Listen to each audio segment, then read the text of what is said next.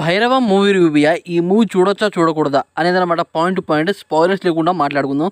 First of all భయ్యా, ఈ movie చూడగానే నాకు ఒకటి అనిపించింది భయ్యా, ఈ మూవీ తమిళ సినిమాల నుంచి రీమేక్ అయితే తీశారు భయ్యా. అయితే రీమేక్ అని మనకి ఏమాత్రం ఫీల్ రాదు, ఆ రేంజ్లో అయితే ఉంది.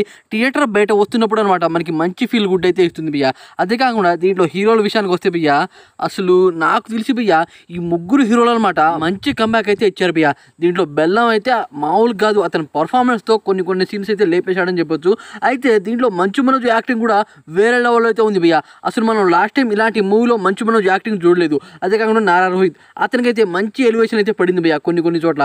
అయితే నాకు కొద్దిగా ల్యాగ్ అనిపించింది ఏంటంటే, ఈ ముగ్గురు ఎంట్రీస్ అనమాట ఒక్కో పావు గంట తీసుకున్నారు, అదే ల్యాగ్ అనిపించింది.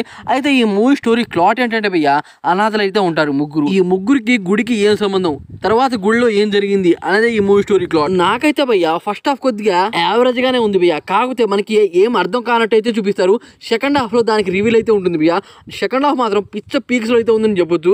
క్లైమాక్స్ ఫైట్ అయితే మనం ఊహించలేము, ఆ రేంజ్ లో అయితే ఉంది. అయితే ఒక సిచ్యువేషన్ లో ఈ ముగ్గురు కూడా గొడవ అయితే వస్తుంది, వీళ్ళ ఫైట్ కూడా బాగానే ఉంటుంది. అయితే దీంట్లో నాకు కొన్ని చోట్ల మన బెల్లం అన్న డైలాగ్స్ మాత్రం బాగా నచ్చే భయ్యా. అయితే భయ్యా రీసెంట్ టైంలో ఈ మూవీ కాంట్రవర్సీలో అయితే ఇరుక్కుంది భయ్యా.